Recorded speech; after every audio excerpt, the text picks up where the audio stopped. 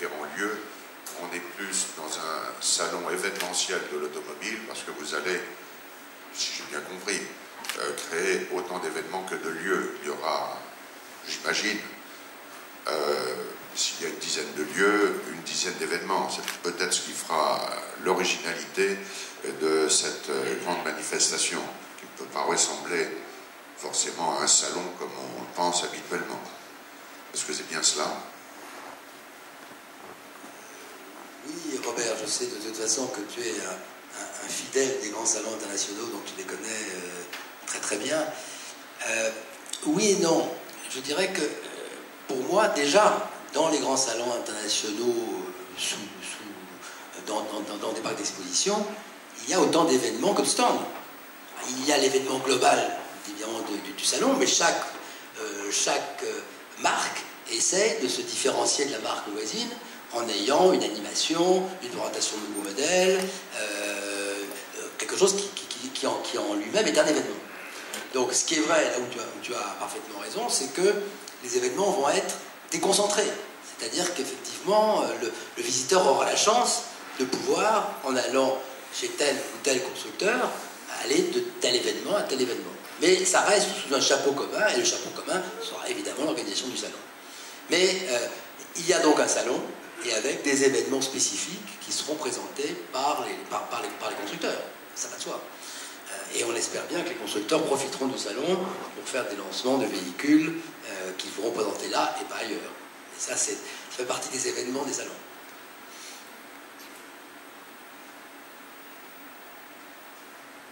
Autre question?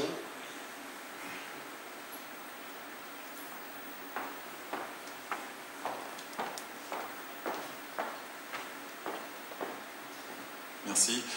Est-ce que vous avez une idée du nombre de visiteurs que vous attendez? Et j'ai une autre question sur les stands que vous aurez. Donc, tous les véhicules qui seront présents seront des véhicules qui seront commercialisables, ou est-ce qu'il y aura des concept cars qui, des fois, interviennent sur ce type de salon et qui frustrent un peu les visiteurs qui ne peuvent pas acheter ces véhicules? Alors d'abord, le nombre de visiteurs, vous savez, c'est une première édition. Donc le 19 février 2017 au soir, on vous donnera le chiffre exact du nombre de visiteurs qui seront venus. Le gros avantage de ce salon, c'est qu'on a de la place. C'est qu'on peut recevoir beaucoup de monde. On n'est pas contraint par un hall d'exposition. Les visiteurs pourront, à leur rythme, et Bernard Fautrier a raison de le préciser, à leur rythme, visiter le salon, aller voir les constructeurs les uns après les autres, etc. Donc, bien sûr, on attend plusieurs dizaines de milliers de visiteurs, mais le chiffre, à la limite, notre objectif, soyons clairs, c'est pas de rechercher un maximum de visiteurs, de rentrer en compétition avec ces grandes messes internationales, dont l'objectif numéro un est le nombre de visiteurs. Vous savez, les grands salons, vous les connaissez aussi bien que moi, s'observent en disant est-ce que je vais avoir plus de visiteurs que mon concurrent? Notre objectif est tout à fait différent. C'est un objectif, je dirais, qualitatif. Je pense qu'on a bien expliqué ce qu'on souhaitait en termes de présentation de véhicules. C'est un nouveau salon, c'est autre chose, c'est un nouveau rythme. Donc l'objectif est tout à fait différent, bien sûr. Notre objectif est d'avoir un maximum de visiteurs. Et on a l'avantage, je dirais le gros avantage de Monaco, et je le cite parce que le représentant de l'agence de la presse italienne est ici présent aujourd'hui. Le gros avantage que nous avons aussi, c'est la situation de Monaco. Parce que bien sûr, ça intéresse la région, bien entendu, de manière très très large, et la France de manière très large. Mais ça intéresse aussi l'Italie. Est-ce qu'aujourd'hui, l'Italie a un grand salon international de l'automobile? Non, malheureusement. Donc je pense que nous aurons un gros public, un gros visitorat qui viendra également d'Italie. Et puis il y a les résidents habituels, vous savez, qui aiment Monaco parce que c'est un lieu magique, parce que c'est un lieu confortable, parce qu'il y a beaucoup de choses à faire. Bon. Donc nous n'avons pas de crainte en termes de visitorat, on aura un visitorat ciblé, c'est clair, donc je pense que le visitorat viendra naturellement et sera attiré par les présentations qui seront faites. En ce qui concerne les véhicules qui vont être présentés, il faudra s'adresser aux constructeurs. Bon. Bien évidemment, puisque, je l'ai dit, les trois parties du salon, c'est exposition, essai et colloque. Dans la partie essai, pour essayer, les visiteurs vont essayer des véhicules commercialisés, bien évidemment. Donc le principe, c'est de permettre aux visiteurs d'essayer les véhicules qui sont sortis, qui existent sur le marché et qui viennent de sortir. Alors, que certains constructeurs aient envie de profiter de l'occasion pour faire rêver certains visiteurs en leur disant ben voilà ce que vous allez voir, peut-être pas cette année, mais l'année prochaine, dans 2 ans ou dans 3 ans, on ne peut pas leur reprocher. Mais je ne pense pas que ce soit une mauvaise chose que de présenter des prototypes ou des concept cars. Je pense que les salons ont aussi ce rôle-là de faire rêver les visiteurs, de les faire imaginer ce que va être l'automobile de demain. Et on est en plein là-dedans. Il est clair que notre objectif, c'est de faire réfléchir aussi aux visiteurs, de le faire essayer des véhicules, mais de lui faire toucher du doigt comment va être l'automobile de demain. Et nos colloques, notre forum, bien sûr, va être l'occasion privilégiée de permettre cette rencontre entre des visiteurs, des médias et des grandes personnalités qui vont s'exprimer sur la place de l'automobile dans la ville, en particulier demain. Donc, moi je ne suis pas contre les concept cars des prototypes. On verra ce que les constructeurs décideront de faire. Je pense que certains en présenteront. Bon, pour répondre précisément à votre question, les visiteurs viendront essayer des véhicules qu'ils, j'espère, qu'ils achèteront après leur essai concluant. Oui, et comme disait Thierry, les visiteurs qui vont venir, on met le visiteur au premier plan dans ce type de salon. C'est-à-dire qu'ils viennent pour passer un bon moment, c'est-à-dire pour découvrir des voitures qui peuvent conduire tout de suite ou qui pourront conduire effectivement dans 1 an ou dans 2 ans, c'est une possibilité. Mais c'est aussi de passer un moment agréable, c'est-à-dire qu'on sort totalement du contexte de hall où il y a énormément de monde, où on est un petit peu coincé et on ne peut que regarder les voitures. Là, c'est orienté vers les essais, vers l'extérieur et vers la balade qu'ils peuvent faire aussi à Monaco, avec ou sans voiture. Vous savez, c'est un vrai pari. C'est un vrai pari de se dire, au fond, on lance un salon complètement différent. Et c'est le message qu'on veut faire passer aujourd'hui, c'est clair. Et qu'on va vous faire passer pendant 1 an. On lance un salon complètement différent. Allez, regardez les grands salons dans le monde. Regardez comment ils sont organisés depuis des décennies. Le modèle automobile 1898. Un salon extraordinaire. Le salon de Francfort, un salon extraordinaire. Le salon de Tokyo, les salons de Pékin, de Shanghai, de Genève, de Détroit. Ce sont des salons extraordinaires qui existent depuis très longtemps. Et je pense que, et pour en avoir beaucoup discuté avec bien sûr certains d'entre vous, les médias et les constructeurs, je pense que le public attend autre chose. Il attend aussi autre chose. Il attend aussi autre chose. Et je pense que ce aussi autre chose, on va leur apporter. Ils vont découvrir une nouvelle manière, un nouveau rapport à l'automobile. Et je pense que c'est un événement incroyable, justement, que ce changement de concept.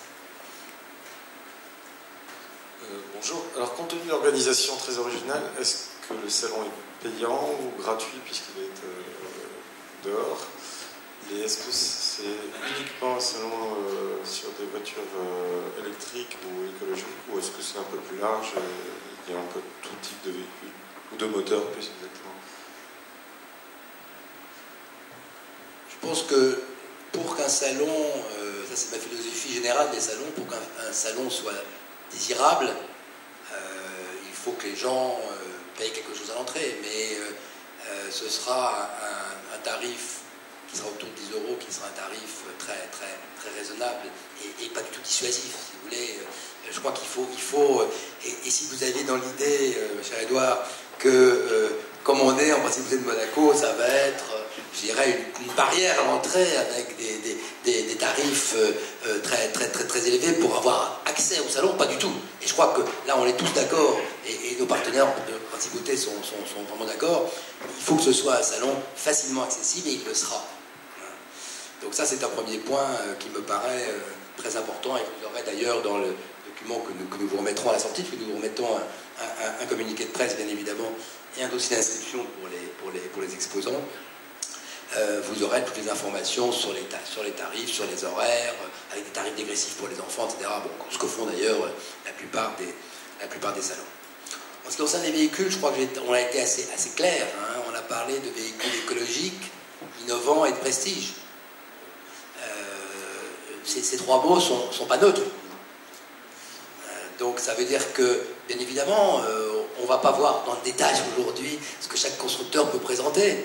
Mais je pense quand on voit ce qui se passe aujourd'hui au niveau des grands constructeurs mondiaux, quand on voit la manière dont les constructeurs évoluent, dont les gammes des constructeurs évoluent, j'ai aucun souci par rapport à la présence des principales marques mondiales de vente, de prestige et écologique. Tu as bien dit devant. C'est un salon de vente. L'électrique, ça n'attire pas beaucoup de monde. Je pense que, oui, bien sûr que c'est un salon de vente. Ça, c'est un salon à la fois d'image et de vente. C'est-à-dire que les gens vont venir voir, essayer et acheter. Je pense qu'il y a une évolution très forte qui est en train d'avoir lieu. Alors c'est vrai, si on regarde les pourcentages aujourd'hui des véhicules qui sont vendus mais qui augmentent, bon, les journalistes ici présents, les statistiques, on les connaît. Les nombres de véhicules écologiques vendus augmentent sensiblement. Les modèles présentés, les modèles mis en place par les constructeurs augmentent sensiblement. Et moi, ce qui me frappe, si vous voulez, c'est que je ne vais pas citer, je sais pas si vous l'avez remarqué, je n'ai pas cité une marque depuis le début, j'en citerai pas. Et pourtant, certains de mes amis, présidents, directeurs de communication, directeurs de marketing, sont ici présents aujourd'hui. J'ai envie de les remercier d'être là et de jouer le jeu du salon, à venir. Mais moi, ce qui me frappe, c'est que toutes les marques, y compris les plus prestigieuses, dont certaines sont ici présentes, certaines marques dont les plus prestigieuses sont en train de jouer le jeu de l'électrique, de l'hybride, etc. Les plus prestigieuses d'entre elles. Ne l'oublions pas. Donc il y a une évolution extraordinaire et on veut être dans cette évolution. Autre question? Qui a fait votre logo?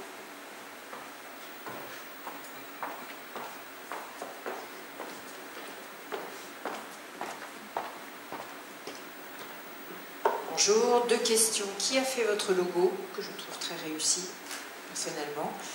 Et deuxième question, certes, vous avez votre première édition en 2017, mais à quel rythme pensez-vous faire le Salon international automobile à Monaco?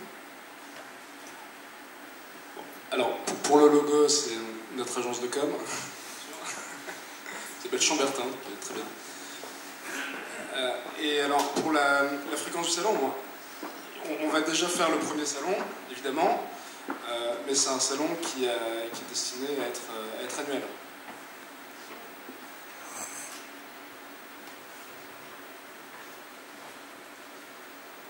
Bonjour. Donc, juste une chose, je voulais répondre par rapport à la personne qui disait que l'automobile électrique, c'est pas un produit que les gens achètent. Moi, personnellement, j'ai connu les débuts des croisières, les gens n'allaient pas en croisière, c'était pas démocratisé. Maintenant, tout le monde va en croisière. J'ai connu le premier yacht show, et le premier yacht show, tout le monde disait c'est quelque chose qui sert à rien, parce que les yachts, et maintenant, c'est un salon qui marche extrêmement bien à Monaco. Et je pense que si on crée un salon sur un produit qui se vend très bien, et qui est déjà totalement commercialisé, il y en a déjà partout.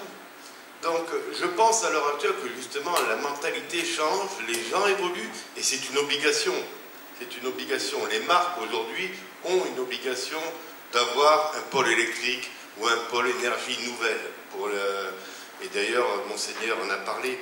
Et donc je pense qu'au contraire, c'est vraiment une très très bonne idée d'être des premiers à créer ce salon, en plus dans un nouveau concept, à ciel ouvert, avec les gens qui viennent d'une manière plus détendue, mais en plus qui peuvent essayer sur place, dans une ville, ces véhicules électriques. Je trouve justement que c'est le moment où jamais, justement, quand on voit la planète, les problèmes qu'il y a sur la planète, de se lancer là-dedans. Donc je pense au contraire que les marques maintenant, c'est l'atout majeur. Il y a ceux qui seront rentrés dedans et il y a ceux qui auront attendu. Mais c'est vrai que Monaco, c'est 2 km², donc les gens auront vite fait d'aller à un stand à un autre, d'aller à un pôle à un autre. Je pense que de toute façon, les pôles ne pourront peut-être pas accueillir qu'une marque, parce que ça ne sera pas possible, parce qu'il va y avoir trop de demandes. Mais au contraire, je pense sincèrement que l'idée est ce nouveau concept qui est totalement nouveau, mais de pouvoir avoir le véhicule devant vous et de pouvoir l'essayer, le prendre, l'essayer de suite, c'est quelque chose qui est tout à fait vendeur. Et puis surtout que pour nous, on ne crée pas un salon du véhicule électrique. C'est-à-dire qu'on est simplement dans la suite de ce que doit être un salon international de l'automobile. C'est-à-dire qu'on a pu voir l'évolution depuis donc 1898, je crois que le Mondial de l'Auto était le premier salon de l'automobile du monde, qui a évolué au fur et à mesure. Et voilà, nous on est simplement une évolution de tout ça. C'est pour ça qu'on a souhaité sortir des halls, privilégier donc les essais, être plus proche des visiteurs. Je représente une marque qui est très engagée dans la production de véhicules propres depuis plusieurs années et surtout qui a un programme de développement très important pour les 3 prochaines années. Vous parlez beaucoup de véhicules électriques.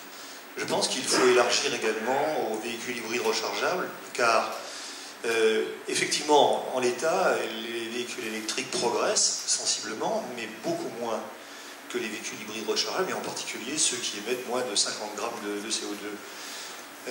Si je puis me permettre de donner quelques chiffres, parce que je suis très intéressé par le discours d'aujourd'hui, en 2013, le segment des véhicules hybrides rechargeables, c'était 800 voitures. C'était totalement ridicule, évidemment, par rapport à un marché classique en France, en VP d'1 850 000, 1 900 000 véhicules. En 2014, ce marché a doublé, il est passé à plus de 2000 véhicules, 2200. En 2015, il était de 6000. Cette année, il sera de 8000, presque 10 000 véhicules, malgré la réduction du bonus qui nous a été imposée par notre ministre de l'écologie, au moment de la COP21, ce qui paraît d'ailleurs être assez paradoxal. Et nous estimons que le marché en France, avec l'arrivée des constructeurs français sur le segment d'hybrides rechargeables, ce segment-là pourrait être, en 2019, d'environ entre 80 et 100 000 véhicules. Donc ça veut dire qu'il y a une voie extrêmement intéressante pour le développement des constructeurs, et je trouve que votre initiative est particulièrement intéressante pour ceux qui sont déjà engagés et qui, naturellement, accompagneront cette initiative. Alors, j'aime bien la modestie de quelqu'un qui travaille un petit peu dans ce secteur. Jean-Pierre Vaillant est le président de Mitsubishi France. Oui, les choses sont claires. On n'a aucun moment dit, Nicolas le rappelait, on n'a aucun moment dit que c'était un salon du véhicule électrique. Bien sûr, l'hybride rechargeable, il y aura toute sa place dans le salon, et pas seulement l'hybride rechargeable. Donc là, il n'y a aucun problème. Je crois que l'idée, c'est tout le mouvement qui est en train d'avoir lieu depuis quelques années, et avec des chiffres qui évoluent lentement, mais qui évoluent vraiment, et tous dans le même sens. Et je le disais, la manière dont les constructeurs, tous les constructeurs aujourd'hui, prennent à bras le corps ces sujets, ça nous ouvre des portes extraordinaires pour l'avenir. Alors c'est sûr, bon, on peut dire peut-être que la première édition sera une édition moins importante que la deuxième, que la troisième, que la quatrième, il faut commencer. Mais on va être innovant. On crée un nouveau produit, on crée un nouveau concept, on va être innovant, on le crée en principauté, on ne le crée pas ailleurs. Et ça a son sens aussi. Si on a pensé de le faire en principauté, c'est parce qu'on sait d'abord quelle est la philosophie du prince Albert par rapport au développement de l'automobile. Il l'a dit très clairement dans son discours.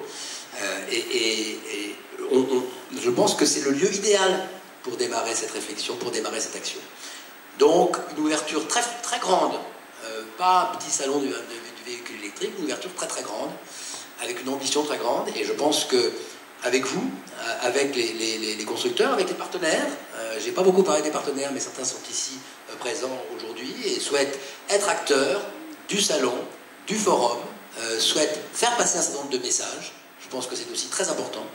Je pense que tout est possible, et avec vous, et je vous en remercie à l'avance, avec vous, je pense qu'on ouvre une nouvelle page de l'automobile et de ses salons. Et c'est cette nouvelle page que je voudrais que nous ouvrions ensemble. Autre question? Merci. Non, je voulais faire un petit commentaire technique sur l'hybride rechargeable. À Monaco, on ne fait pas de distinction.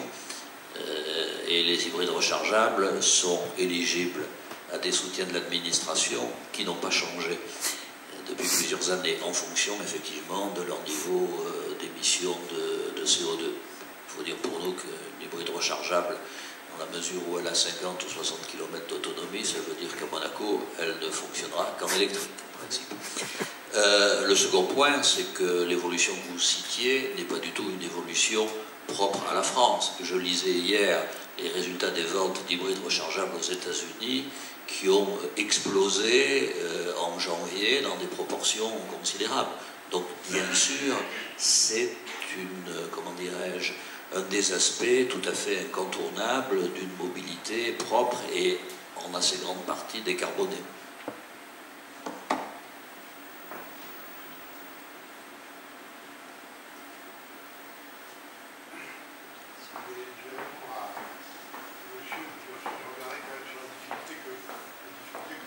Il faut bien comprendre une chose, c'est que je suis complètement favorable et je trouve que cette initiative est magnifique et qu'il faut que nous la soutenions. Mais il ne faut pas confondre. Moi, je suis dans la presse depuis maintenant 30 ans ou 40 ans. Je vais vous dire une chose, c'est que vous avez rationnellement raison, mais médiatiquement tort. Je suis désolé, quand je vais au Salon de Genève, j'y vais depuis X années, j'y vais pour des choses bien précises. Ce n'est pas l'électrique qui m'attire, et je le regrette. Peut-être que nous sommes un peu responsables de cela. Aujourd'hui, quand on sait que la taxe pour les constructeurs va être de 2 milliards pour Renault en 2020, si d'aventure il ne bascule pas dans l'électrique de façon suffisamment dense, on se pose la question pour savoir si véritablement ils croient à l'électrique ou c'est simplement la menace qu'ils ont. Je suis tout à fait d'accord avec vous, on va y arriver. Vous parlez des États-Unis, je vis aux États-Unis. Je peux vous assurer que ce n'est pas aussi évident qu'on le croit. Simplement, c'est compliqué. Je félicite mes amis Est de démarrer et de commencer, mais je dis attention, les premiers, il y a eu déjà des salons électriques, on les a vus. Ils ont tous eu des difficultés invraisemblables. Je parle économiquement. Ça ne veut pas dire du tout qu'il ne faut pas faire la chose. Au contraire. Seulement, nous tous ici, si on n'accompagne pas, si on ne soutient pas, c'est vrai qu'on laissera passer une chance. Et que ce salon électrique ne sera pas en France, il sera ailleurs. Quand je dis la France, pardonnez-moi pour Monaco. Et ce ne sera pas un salon électrique. Je crois que tout le monde l'a bien compris.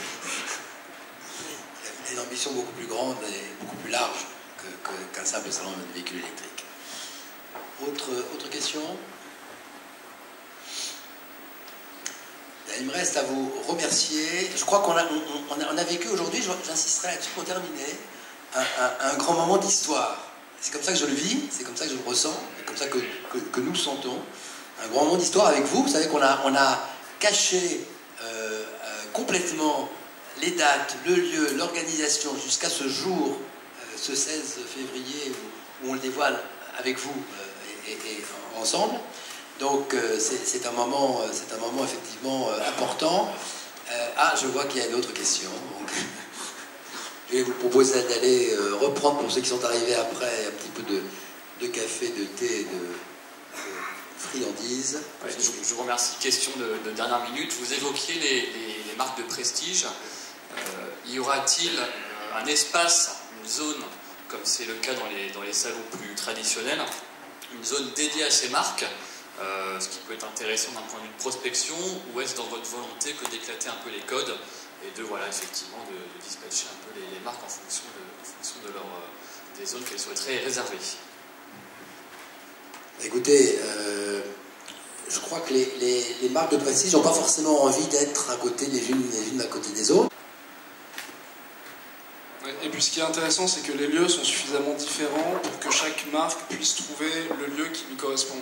Et quand on parle par exemple de marques de prestige, certaines peuvent être intéressées plus par la place du Casino ou l'hôtel Hermitage par exemple, ou alors quelque chose de totalement différent, aller plutôt donner une image plus écologique en allant plus proche de la mer avec les espaces à côté de l'héliport. Je pense qu'il n'y a pas vraiment d'espace privilégié pour les voitures plus luxueuses. Et, on est à Monaco, donc de toute manière, on n'est jamais très loin du thème principal. Bien, donc merci d'avoir participé à ce grand lancement. On aura l'occasion de se revoir dans les prochains jours. On est à votre disposition, bien sûr, pour répondre à vos questions, si vous voulez rejoindre le bar. Et merci en tout cas d'être venus aussi nombreux. Merci.